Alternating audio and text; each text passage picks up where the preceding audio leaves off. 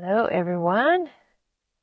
Good to see you today and have this conversation with you about trauma. I am Elizabeth Corey, and I'm the founder of BeatingTrauma.com. Today, we're going to be talking about anger. I think I was particularly driven to have this conversation. Well, one, because there's some anger in my system today. That's the number one reason. But the number two reason was just the discussion that we were having on one of the memes or photos that I shared around the idea of forgiveness. And so I thought it'd probably be a good opportunity to talk about anger today because anger is one of the most stigmatized and misunderstood emotions that we have. There's no doubt about it. And we can use a lot of different strategies to avoid feeling that anger. And that's actually what I want to focus on today is what are the tricks we use to block our anger? And not only that we use, but it's important to know that all of the tricks we use to block our anger, we learned from others, right? So we learned from society, we learned from our families, we learned from people we may have admired when we were younger, and we wanted to be like them. So we listened to them about these things. And when they said things that kind of encouraged us to suppress our anger, we kind of internalized those things, took them on, and started to use those same strategies really against ourselves, okay? And that's what we want to talk about because while we may be able to learn not to listen to what society or people we know say about anger, it's a lot harder to not listen to ourselves. So we're going to talk a little bit about what are the tricks that we may be almost like really playing on ourselves to avoid our anger because of the way the world we live in is so anti-anger. And there's a lot of reasons for that. I could get into the macro stuff that goes on around anger. And we have people who are in powerful positions, in leadership positions. And the truth is that to maintain control, they have to convince everybody who they are controlling that anger is a bad thing. Because if they don't, then we'll get angry and then we'll decide we want to set boundaries and that we want to make changes and that we don't like the way things are going. And that's all very inconvenient for the people in power. I mean, not us. And so a lot of times I think, at a higher level, macro level, when we look at it from a structural perspective of how our society works, it benefits people in power to stigmatize anger. Okay. Because then they can do what they want. They can control, they can have power, they can, do all sorts of things. And the people they're controlling are out of options because they're not allowed to be angry. Now, to be fair, you can't just say, I'm not allowed to be angry, so I'll never have any anger ever again. It doesn't work that way, obviously. That's why we're here talking about it. Because if it was possible to do that, I do have a feeling most humans would just do that because it's really, really hard to face the fact that what we are pressured to do as a human is not actually possible for us. And that is what happens with emotional suppression in general. We're told that it is only acceptable to live a certain way, but then we can't, right? And that's why we're here searching for a solution, right? Because that's not going to work. So I'm going to talk a little bit about that today and also get us in touch with what some of the tricks are that we kind of play on ourselves when it comes to our anger because of all that pressure to suppress it, and all that stigmatization around anger in general. I want to say hi to Jan and Trish and Katie. Thank you guys for being here. So, as I said, anger is stigmatized, right? It's stigmatized for a reason. I also talked about that. The reason is not good. The reason is not solid, valid reason when we really kind of look at it. But what we learn to do is push it far away, right? And try not to address it. Try to keep it just pushed down and never really look at it. Right. And society does do a great job of convincing us to suppress it. And then what happens is we learn how to do that internally. So by the time we're adults, generally speaking, the anger suppression is an inside job, as I like to say. We're doing that to ourselves, right?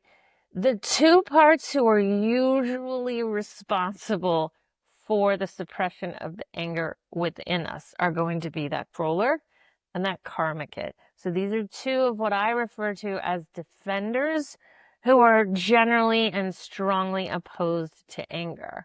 Interestingly, we also have a defender who's very angry. So when I say that, I don't want to give you the impression that all defenders are aligned with each other and moving in the same direction. That is very much not true. As a matter of fact, often most of our defenders are fighting with each other and trying to suppress each other as a part of surviving, basically, in this world.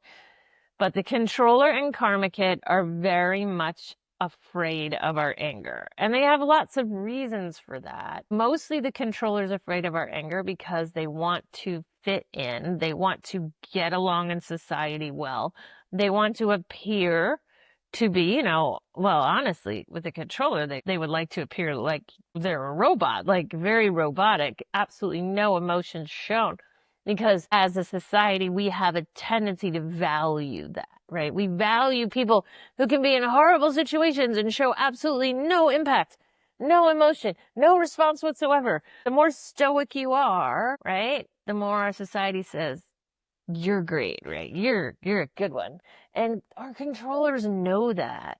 So they want to come across as unemotional as possible, even robotic in nature. And so when we get in touch with our anger, we are not that. We're not even close to that, right? And so the controller wants to keep that anger suppressed because they don't believe that we can suppress it or work with it in a real healthy way. They don't believe that that anger can be worked with, that that anger can express itself, and that we can still meet whatever the requirements are of people around us. And to the controller, the most important thing is to fit in. They want to fit in more than they want anything in the world, which is why so many of us have kind of erased ourselves, because the controller is a very strong, powerful part, equating to the ego self in many publications or whatnot on a spiritual level. And so most of us are just kind of trying to look like everybody else and act like everybody else and get the, thumbs up from everybody else and just get along and fit in. And we all know where that gets us, which is almost really nowhere, but it feels safer. And that comes from our trauma, right? That's a safe decision. It's a safe decision to go with the crowd.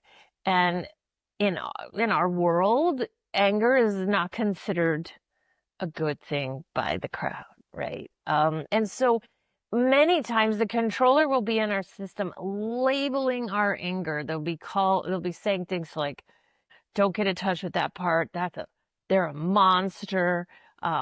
They're evil. They're awful. You'll be ostracized. You'll be hated. There's all these different ways in which we could kind of feel pretty substantial threat about getting in touch with our anger coming from that controller.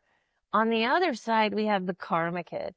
And the karma kid can't stand our anger because they're afraid we'll be punished for it. Because more than likely, validate the karma kid here, you probably did express anger as a child and you probably were punished for it. I'm not saying you remember that experience. It is often traumatizing, but your karma kid remembers.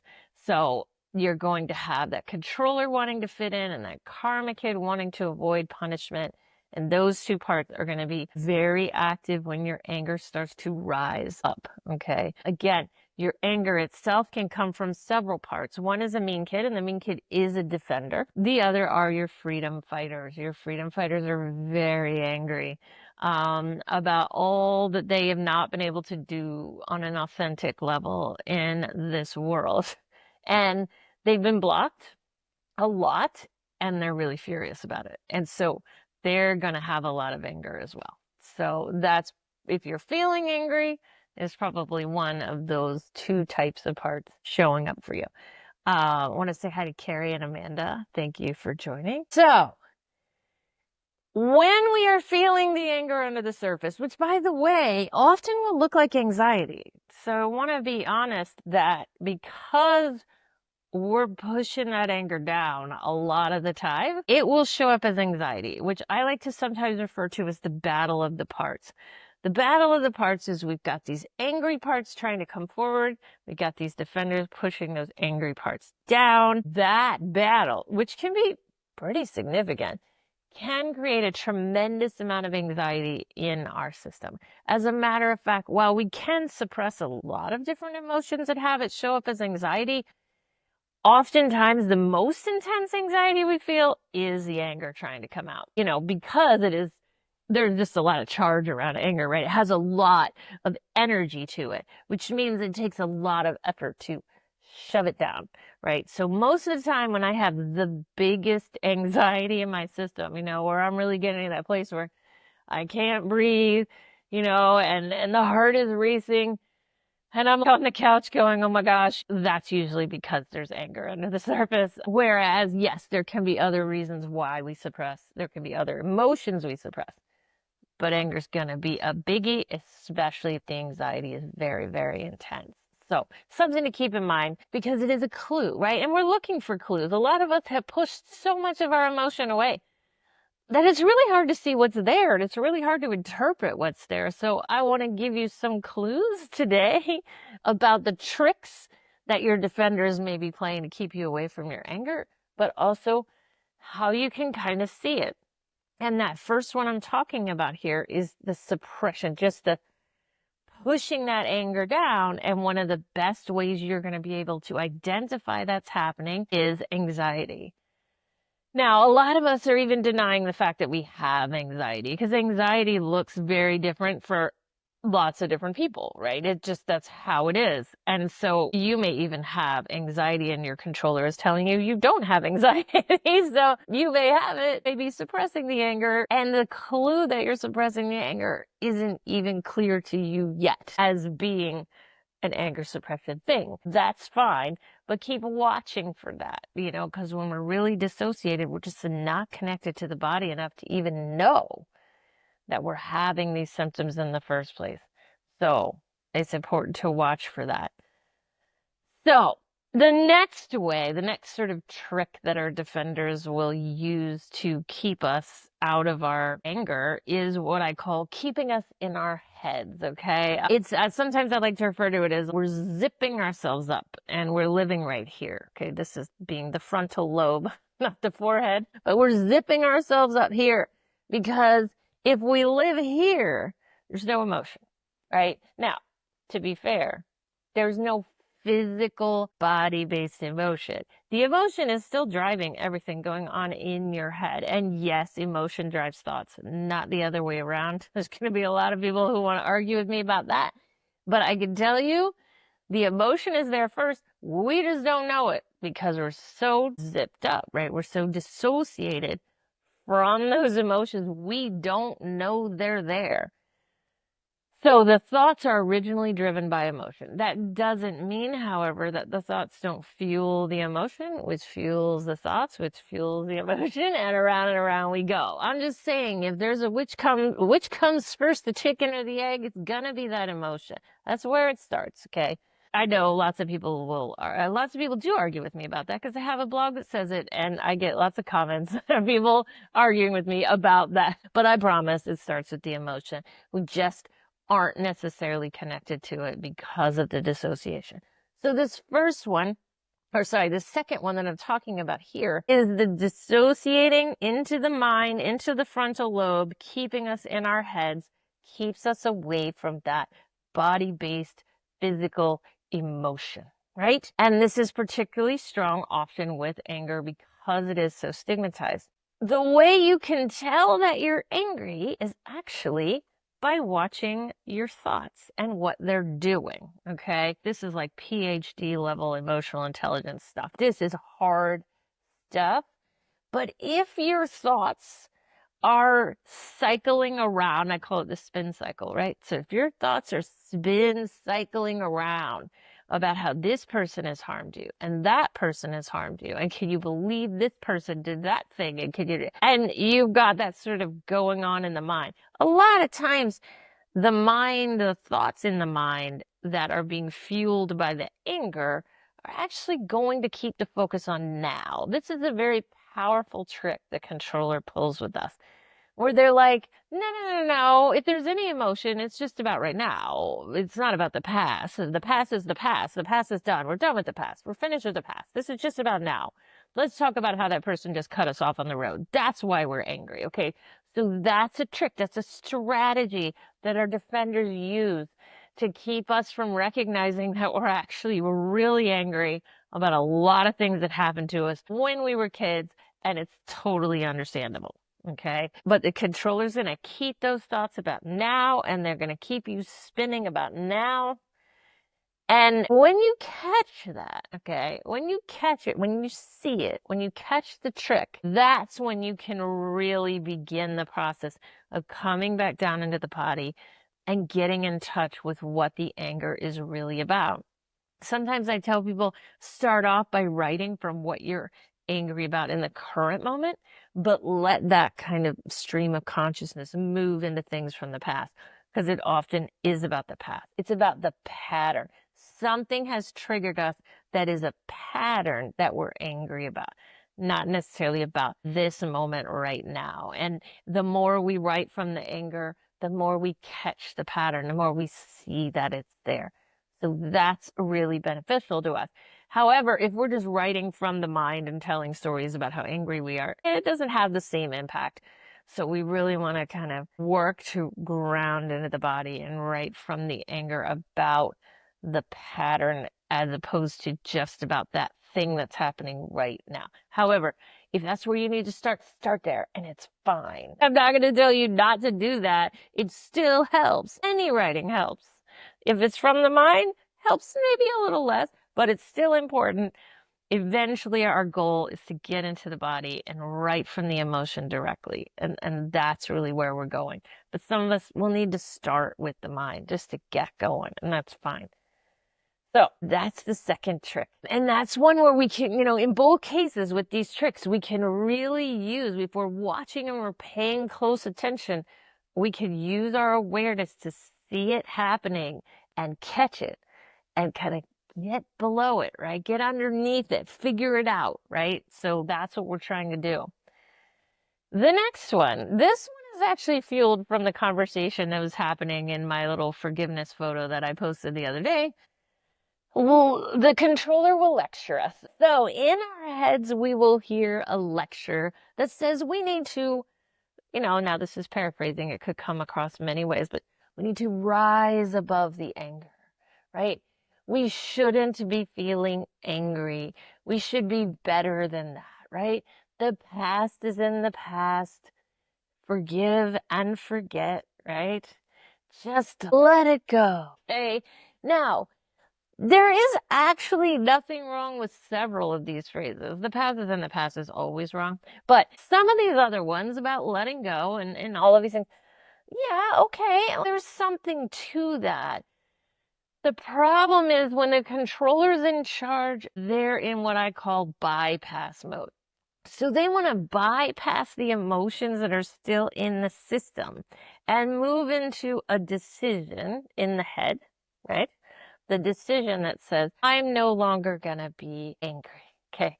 If you're making that decision from the mind, it's not true. Okay. It's just a trick you're playing on yourself, right? But it's not really doing what you think it's doing, and so many people say, I don't need to do any more work on that because I have forgiven. I have let that go. It's no longer impacting me. But deep down inside, there's this huge well of anger about what happened, and the anxiety of suppressing it's sort of constantly there. So while what I posted the other day did say forgiveness is not necessary, I believe that there is an element of it that is, in that we are supposed to process our emotions so that we can be free of the impact of what happened to us. Now, the reason I don't use the term forgiveness is because it has been twisted around, right, by people who may have some ulterior motives. into something that it was really never meant to be. Forgiveness is fine if it's about letting go of your emotions through the processing of them and the releasing of them in a way that allows you to hear from yourself, hear yourself, listen to yourself. Love is listening. Self-love, right? That's what we want. So if you define forgiveness in a way that says, I'm going to allow myself to experience all the emotions I need to, and gradually through that process, come to a place where I let go of my past. Okay, that's great. The problem is the word is really charged, and the word can mean a lot of things that are not healthy. So generally speaking, I stay away from the word. But I get how some people who are defining it in a good way would like to hold on to it. That's totally fine. Let the emotions come. And honestly, the best way to truly let go of our past as far as the impact it's having on our systems is through the expression of anger. That is one of the biggest ways. We cannot rush that process. We cannot move it through without feeling it, right? We have to connect to it and we have to let it say what it needs to say. And that's very uncomfortable because we've been taught, right, that it's not okay. All right. But it is okay. And we don't have to rise above our anger because we're not saints. We're human beings. We're not like we live in our bodies. We're here on this planet. Emotion is a fact of life. It is who we are as human beings. We cannot bypass that aspect of being human and go straight into some kind of, I don't know, highly elevated spiritual being. It's not how it works. We have to get raw and we have to get real.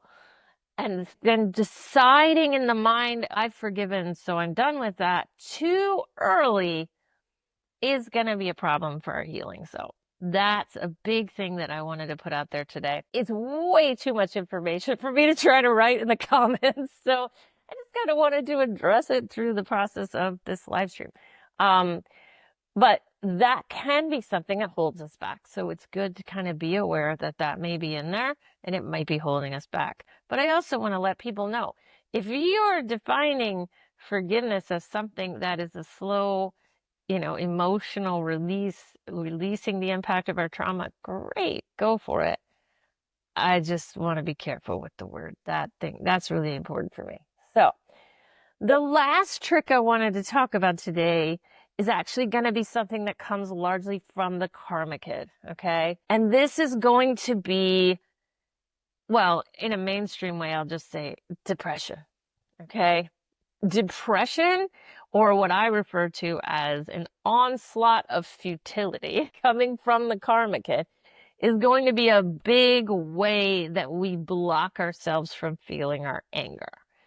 So just like with anger, the futility that drives depression is also something we can be writing from. Now, it's not as active of an emotion and it's a little harder to see it and it can be really tricky to see it.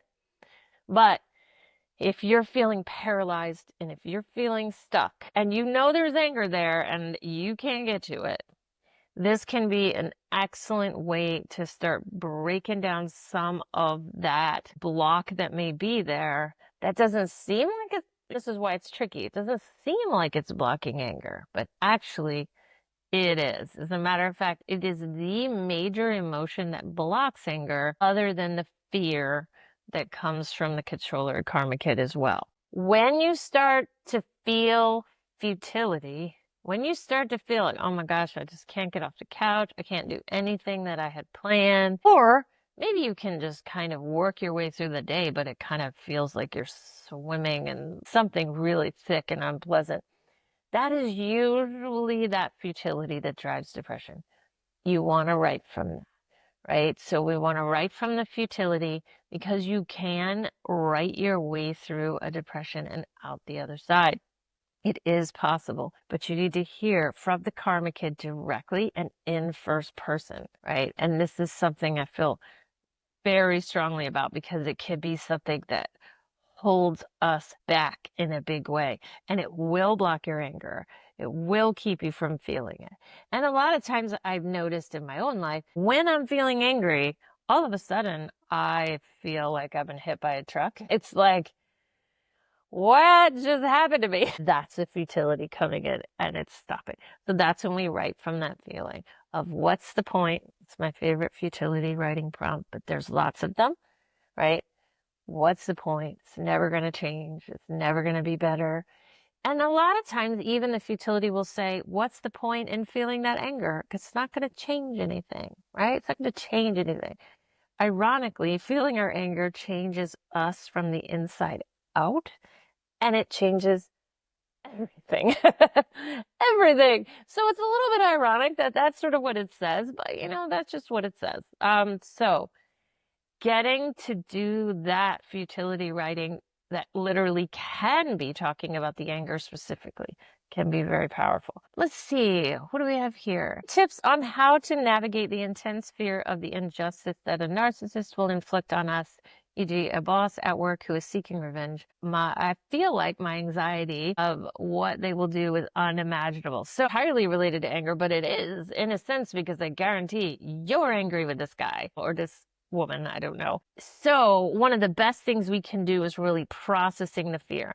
Because many times our fear of somebody in our current life who is, acting in threatening ways, often, again, like I was talking about with the anger earlier, it has a pattern to it.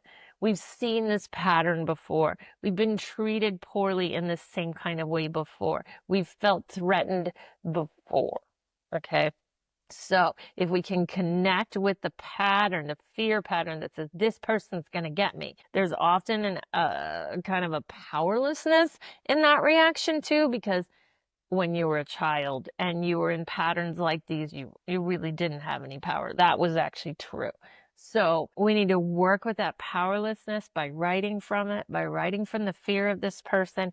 And then we need to keep reminding ourselves that we are not powerless. Even when it's a boss, we have things we can do. However, we might be telling ourselves we don't. And that happens a lot. So, I just really want to stress the importance of letting that fear come out in writing because it will really, really help you. Amanda is saying, expressing my anger helps me be vulnerable about other feelings. Yeah, it definitely can. Because anger in and of itself can be a very defensive emotion, just like futility. And so as you get past the expression of your anger, you often do get in touch with more vulnerable feelings like fear, shame, and grief, which are often under the surface there. So the anger is also in some ways being blocked by other defenders. It is partially because of the anger, but it is partially about what's going to show up after we express the anger. And so that's a very good point, Amanda. Thank you for making it because it really is. That's exactly what happens. We get vulnerable after anger. Anger is sort of like that protection. It's self-love, right? And it's saying, I'm mad that you made me feel this way and that I have all these parts that are scared or feeling all this loss or whatever it is. And so actually your anger is the self-love that is to some degree blocking these other emotions, but it's also very valid emotion all by itself. So thank you all so much for being here with me today and for all your great comments and questions. And I hope you found this helpful and, that you can kind of take this and work with it and watch for the tricks. Watch for the tricks in your own system that stop your anger in its tracks. I know all about this. Oh my gosh, I have been and still do use so many of them. I look forward to talking to you guys next Tuesday, same time, same place. And I'll see you then. Bye, everyone.